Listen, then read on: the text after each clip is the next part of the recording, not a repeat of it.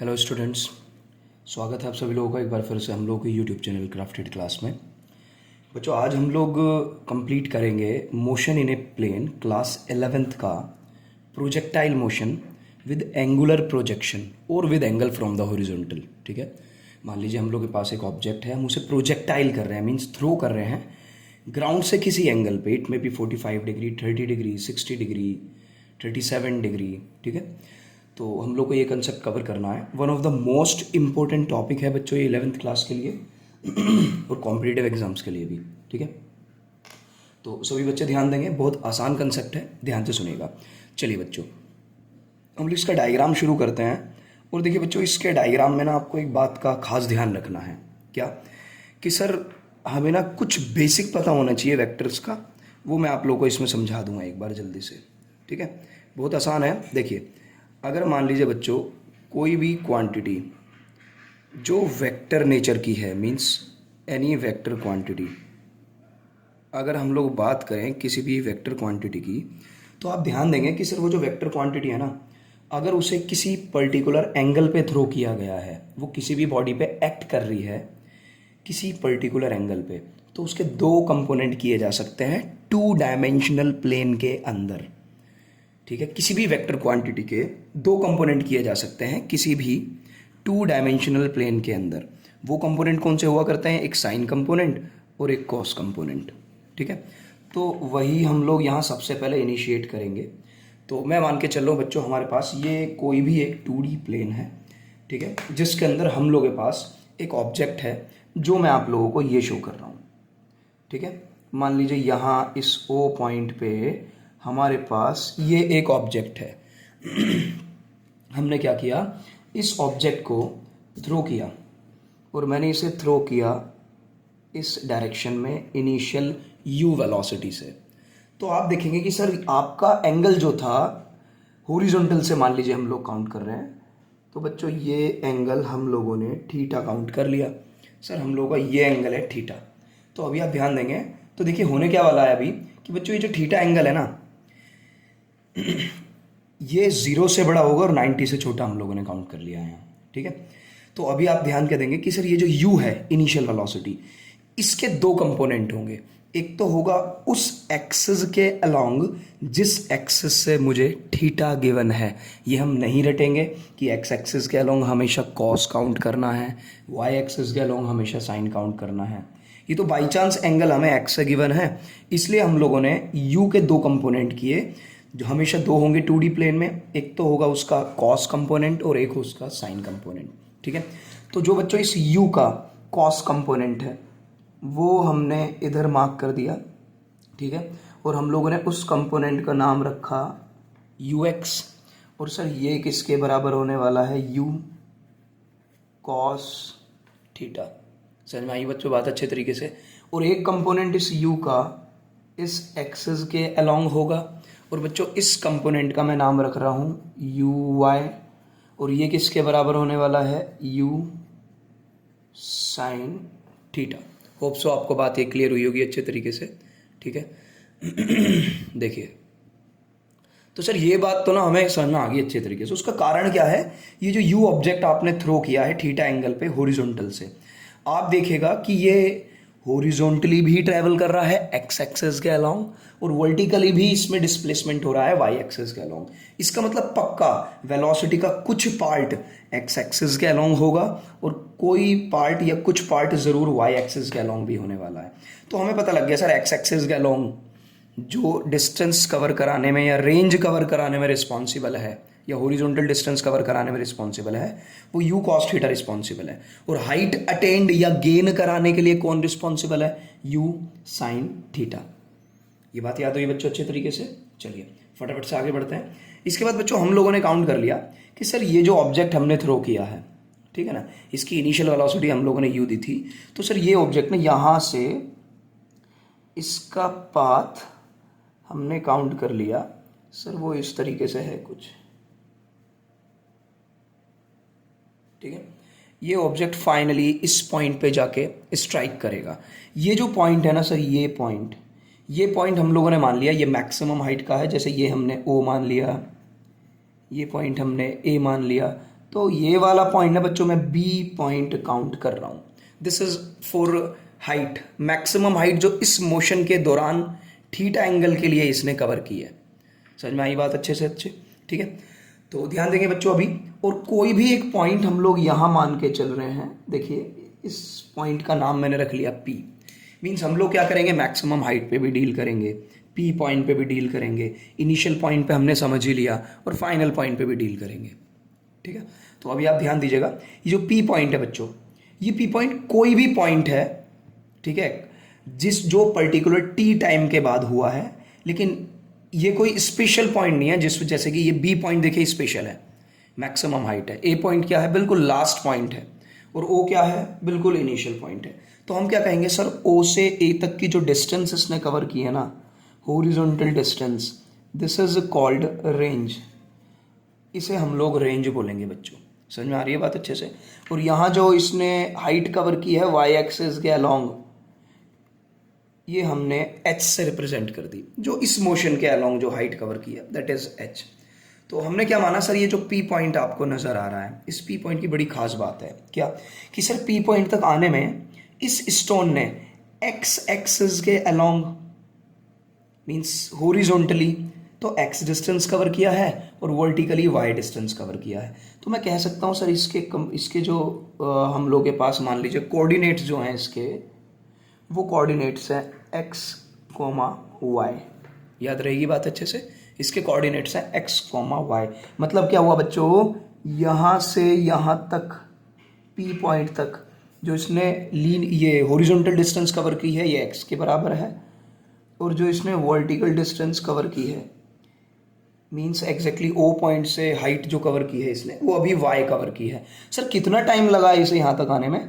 तो मैंने मान लिया सर अभी जो इसे टाइम लगा है पी पॉइंट तक, वो टाइम हम लोगों ने स्मॉल टी काउंट कर लिया, मैंने पी के पास ही लिख दिया है। समझ में आई ना बात अच्छे से? अभी आप एक बात और मुझे बताएंगे, जब आपने इस स्टोन को थ्रो किया है तो मान लीजिए इनिशियल वेलोसिटी इसकी वाई एक्सिस के अलोंग यू वाई या यू साइन थीटा थी, तो मुझे बताओ जैसे जैसे पार्टिकल आगे चल रहा है, क्या लग रहा है मैक्सिमम हाइट पे आके इसकी वेलोसिटी कितनी हो जाएगी? तो देखिए सर, इनिशियली तो इसकी vertical velocity you sine theta थी, लेकिन जैसे जैसे ये अपनी हाइट अटेंड करेगा, ठीक है ना, जैसे जैसे ये अपनी हाइट अटेंड करेगा, इसकी वेलोसिटी मैक्सिमम हाइट पे, कौन सी वेलोसिटी, हॉरिजॉन्टल वाली वेलोसिटी, मैक्सिमम हाइट पे 0 हो जाएगी बच्चों। याद रहनी है बात अच्छे तरीके से, it would be equal to 0। तो मुझे पता क्या लिखना है, मेरी बात ध्यान से सुनिएगा।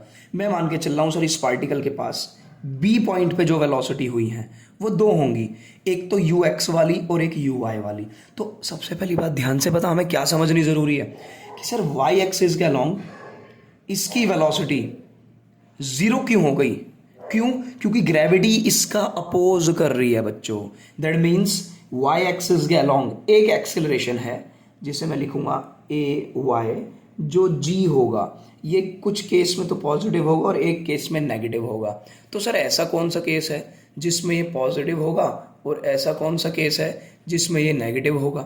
तो ध्यान दीजिएगा बच्चों, देखिए पता है जब ये पार्टिकल ओ से बी तक गया, इसे बोलते हैं टाइम ऑफ एसेंट, मीन्स तरक्की करना, हाइट गेन करना। तो अभी ये हाइट गेन कर रहा है, तो टाइम ऑफ एसेंट के दौरान आप खुद बताइए ना, ग्रेविटी जो होगी वो माइनस में लगेगी, तो हम ए वाई की वैल्यू माइनस जी लेंगे।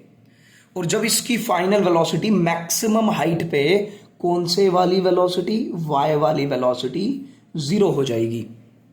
अब ये स्टोन दोबारा से इधर आएगा, तो इस पोर्शन में जो एक्सेलरेशन आएगा वाई एक्सिस के लिए, it would be taken positive g. क्यों? क्योंकि अब ग्रेविटी इसकी हेल्प करेगा, नीचे की तरफ खींचेगा, और एक्सेलरेशन जो है वो सपोर्ट करेगा वेलोसिटी को, और वेलोसिटी धीरे धीरे बढ़ेगी। कौन सी वेलोसिटी बढ़ेगी? वाई एक्सिस के अलोंग। तो देखिए यहाँ से वाई एक्सिस के अलोंग वेलोसिटी ये थी यू वाई, शुरुआत में यू साइन थीटा के बराबर, बढ़ते बढ़ते डिक्रीज हुई क्योंकि ग्रेविटी उसे डिक्रीज कर रहा, और यहाँ आके 0 हो गई।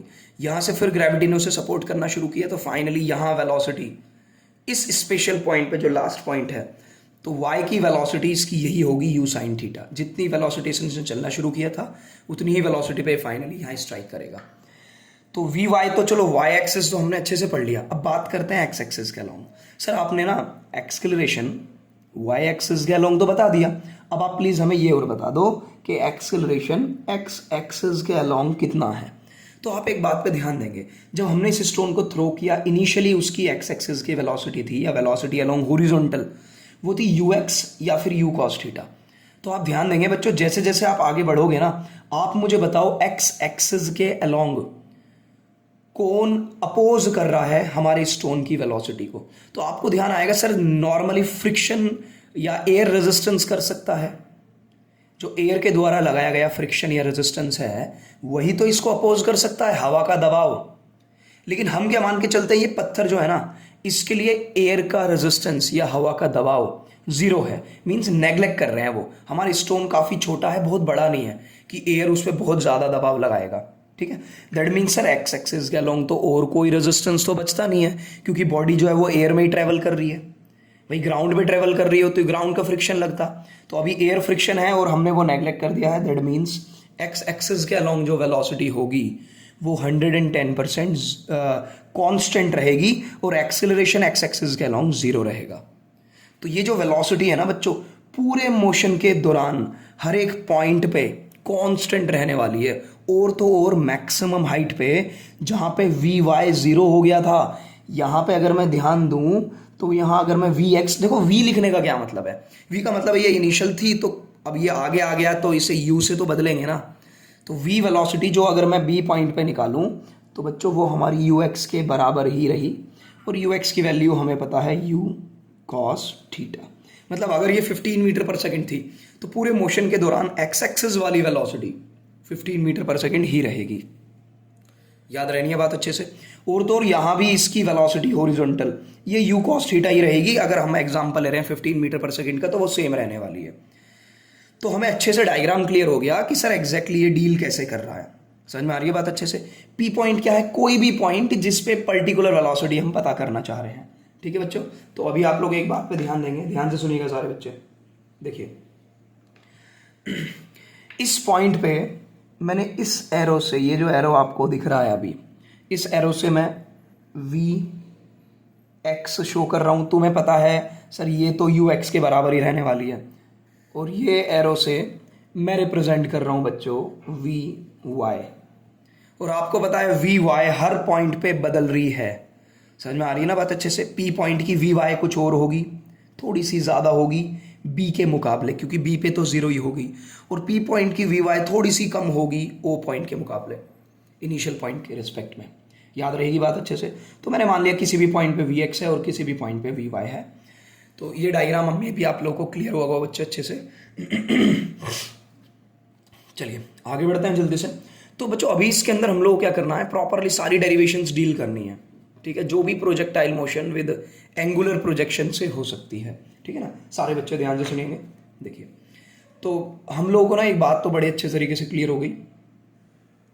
देयर इज, मैं एक मिनट बच्चों, देखिए हम लोग को बेसिक शुरू करना है यहां। There are two components of velocity u, है कि नहीं है सर। जो पहला कंपोनेंट है दैट इज यू एक्स, और जो सेकंड कंपोनेंट है that is u y. U x किसके बराबर है बच्चों, u cos theta. U y किसके बराबर है, यू साइन थीटा, ठीक है। और सर एक्सेलरेशन एक्स एक्सिस के अलोंग जीरो है और वाई एक्सिस के along acceleration positive negative g कुछ भी हो सकता है, जो हम लोगों ने ऑलरेडी समझ लिया है। याद रहेगी बात अच्छे तरीके से, ठीक है। चलिए बच्चे, तो सबसे पहले बच्चों एग्जाम में देखिए आप लोगों से रिलेटेड, मतलब प्रोजेक्टाइल से रिलेटेड क्या क्वेश्चन आ सकता है, ठीक है। तो सबसे पहले ये हेडिंग हम लोग डील करते हैं, सारे बच्चे ध्यान देंगे। बहुत आसान सा फंडा है। क्या आप लोगों से एग्जाम में पूछा जाएगा कि भाई ये मैं पहली डेरिवेशन बता रहा हूं इसी की, ठीक है। हम लोग कंप्लीट कर देंगे इसे। तो एग्जाम में आप लोगों से देखिए बच्चों क्या पूछा जा सकता है। एग्जाम में स्पष्ट तरीके से आपसे कहा जाएगा कि बच्चों ये जो ऑब्जेक्ट ट्रेवल कर रहा है, डिस्टेंस जो आपने थ्रो किया, जो भी प्रोजेक्टाइल है, समझ में आ रही है बात अच्छे तरीके से। इसका पाथ कैसा होगा, मीन्स इसका रास्ता कैसा है, स्ट्रेट लाइन है, पैराबोला है, हाइपरबोला है, सर्कुलर पाथ है, कैसा पाथ है इसका, ठीक है ना। तो हम लोगों को इक्वेशन बतानी है उसके पाथ की, ठीक है ना। तो हम लोग इसे क्या लिख सकते हैं, इक्वेशन ऑफ पाथ। पता, हम पाथ को कई बार ट्रेजेक्ट्री के नाम से भी बुलाते हैं।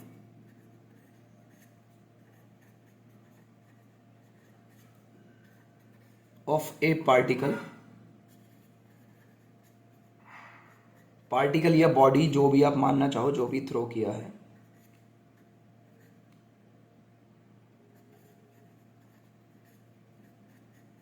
इन projectile motion.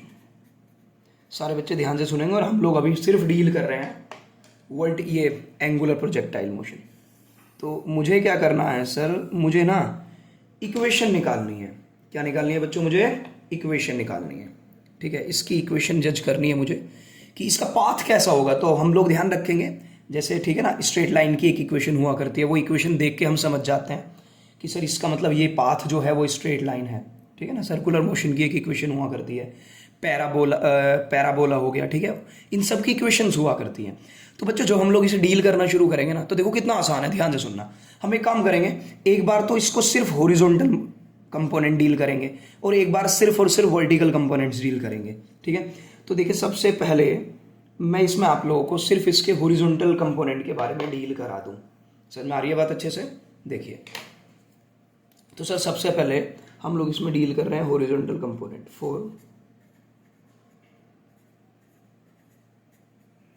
For horizontal motion.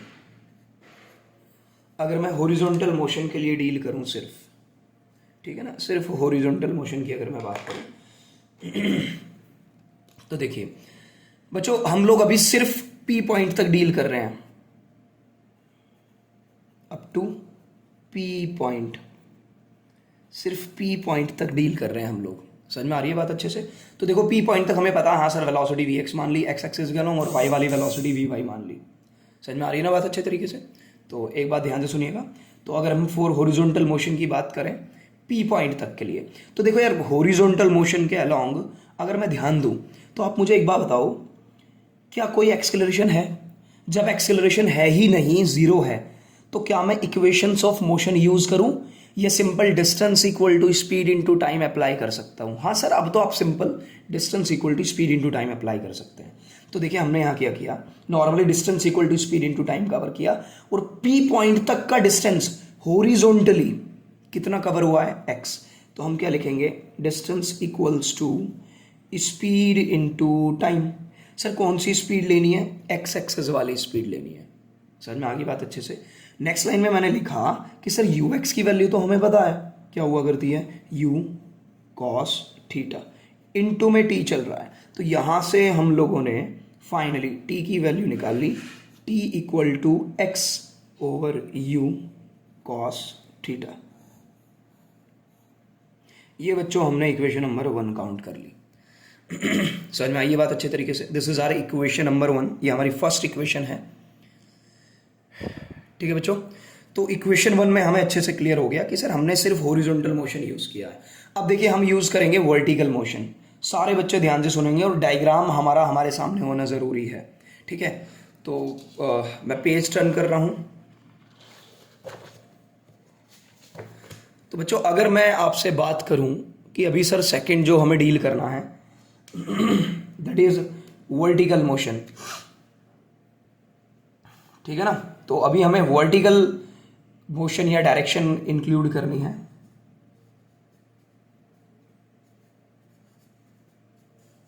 इसी में सिर्फ वर्टिकल कंपोनेंट। समझ में आ रही है बात अच्छे से? इसका मतलब जो भी फैक्टर यूज करेंगे वो वर्टिकल वाले यूज करने वाले हैं हम लोग, ठीक है ना। तो वर्टिकल के लिए बच्चों हमने इसमें क्या करना है, देखिए सर इतना तो मुझे पता है कि वर्टिकल ये जो बॉडी है ना, इसमें दो खास बातें हैं।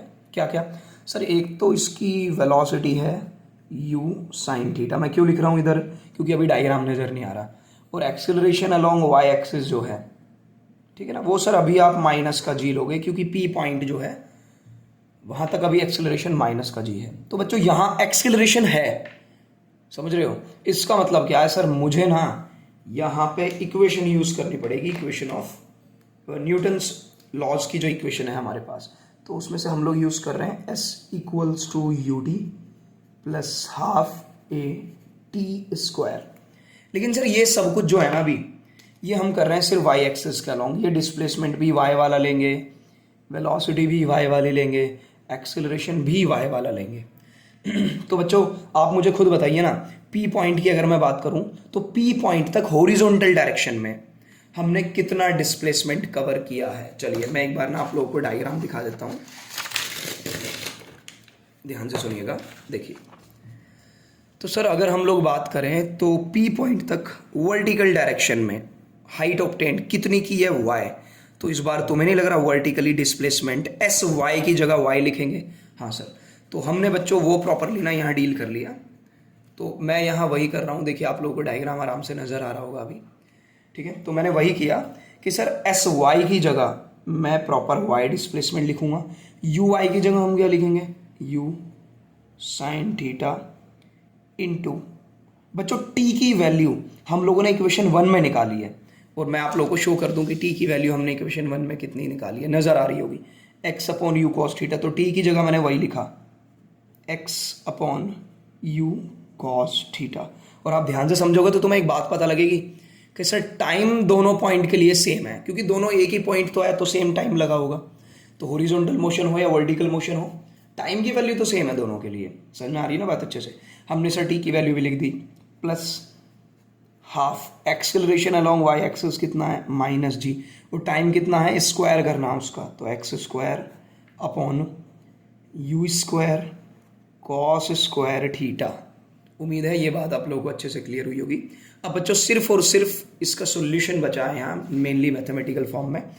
तो हमने क्या किया इसे, देखिए y इक्वल्स टू, बच्चों सबसे पहली बात जो हम लोग ध्यान देंगे वो फंडा क्या है सर, सबसे पहले तो आप u से u कैंसिल आउट कर दो, और यहाँ बच गया साइन अपॉन कॉस। तो sine theta upon cos theta को मैं क्या लिख सकता हूँ, टेन थीटा। तो मैंने सर लिखा x टेन थीटा प्लस, ध्यान दीजिएगा बच्चों यहाँ अगर मैं ना प्लस साइन ना लगा के माइनस साइन यूज करूँ, एक काम करते हैं ब्रैकेट ओपन कर देते हैं, एक स्टेप हमारा बच जाएगा ना। तो हमने यहाँ लिखा माइनस। अब आप ध्यान दीजिए 1/2 g means acceleration due to gravity, ये भी कांस्टेंट ही रहने वाला है, ठीक है ना। इसके अलावा बच्चों u मीन्स इनिशियल वेलोसिटी, जो आपने एक बार स्टोन थ्रो कर दिया जिस वेलोसिटी से, वो बार बार तो नहीं बदलेगी। और रहा एंगल थीटा, तो ये भी चेंज नहीं होने वाला। तो हमें क्या पता लगा कि सर जितनी भी कांस्टेंट टर्म्स है वो मैं एक साथ लिख लेता हूँ, जैसे g डिवाइड में क्या है 2, इसके अलावा क्या है यू स्क्वायर, इसके अलावा क्या है कॉस स्क्वायर थीटा। तो हमारा हर पोजीशन पे बदल क्या रहा है सर, या तो टाइम बदलता है और टाइम के साथ बदलता है x। तो हमें क्या पता लगा अभी कि सर फाइनली ये जो इक्वेशन हमें यहाँ नज़र आ रही है, ध्यान से सुनिएगा सारे बच्चे, ये जो इक्वेशन मुझे यहाँ नज़र आ रही है सर, ये वाली इक्वेशन, ये इक्वेशन देखिए मैं क्या लिख रहा हूँ, above equation is similar, above equation is similar to कौन सी इक्वेशन से, y equals to p x minus q x square, इस इक्वेशन से सिमिलर है। ये कौन सी इक्वेशन होती है, इक्वेशन ऑफ पैराबोला। सर कैसे सिमिलर है, तो ध्यान दो बच्चों इधर देखिए कैसे सिमिलर है, y ठीक है, पी एक्स, पी और क्यू का मतलब हुआ करता है कांस्टेंट, अभी यहाँ पे हम कांस्टेंट काउंट करेंगे। तो पी एक्स, एक्स आ रहा है हाँ सर, पी का काम करेगा tan theta, minus minus exactly, Q का काम कौन कर रहा है, पूरा ब्रैकेट कांस्टेंट है देखो, और एक्स स्क्वायर आ रहा है। समझ में आ रही है ना बात अच्छे तरीके से? यहाँ हम क्या लिख सकते हैं, इट मीन्स, क्या मीनिंग है इसका, ध्यान से सुनना, मैं इधर लिख रहा हूं,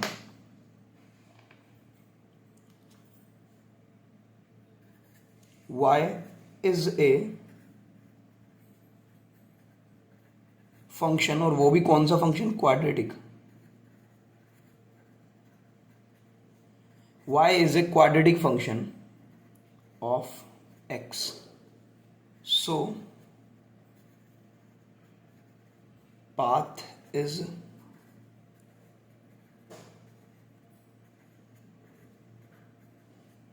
पैराबोलिक। तो जो पाथ है ना वो पैराबोलिक होगा क्योंकि ये इक्वेशन पैराबोला की हुआ करती है। होप सो बच्चों आप लोगों को ये डेरिवेशन इजीली क्लियर हुई होगी। ठीक है, वीडियो थोड़ी ज़रूर मतलब ठीक ठाक सी बड़ी हो गई है, लेकिन बच्चों ये फंडा अगर हम लोग बहुत ध्यान से नहीं समझेंगे, ठीक है, बहुत ज़्यादा स्लोली, तो ये फंडा हमें क्लियर नहीं हो पाएगा। समझ में आई ना बात अच्छे तरीके से? तो ये चीज़ आपको क्लियर हुई होंगी। नेक्स्ट क्लास में बच्चों हम लोग क्या करेंगे, इसी प्रोजेक्टाइल की टाइम ऑफ फ्लाइट वाली डेरिवेशन, इसके अलावा मैक्सिमम हाइट और हॉरिजॉन्टल रेंज, ये तीनों डेरिवेशंस हम लोग एक ही फंडे में डील कर लेंगे। उसमें तीनों डेरिवेशंस इतने ही टाइम में हो जाएंगी। अभी रीज़न क्या था ज़्यादा टाइम लगने का, क्योंकि बच्चों ये डायग्राम आप लोगों को समझाना ज़रूरी था बहुत अच्छे तरीके से। मेरी बात समझ में आ रही है ना अच्छे से? तो अगर ये डायग्राम आपको क्लियर है तो पक्की बात है ये डेरिवेशन ईजिली क्लियर हो जाएगी, और प्रोजेक्टाइल मोशन के न्यूमेरिकल्स में भी आप लोगों को कोई इशू नहीं होने वाला। ठीक है, चलिए बच्चों मिलते हैं आप लोगों से नेक्स्ट क्लास में। इसी तरीके से आप लोग हमारी वीडियोज़ लाइक करते रहिए। गुड बाय बच्चों।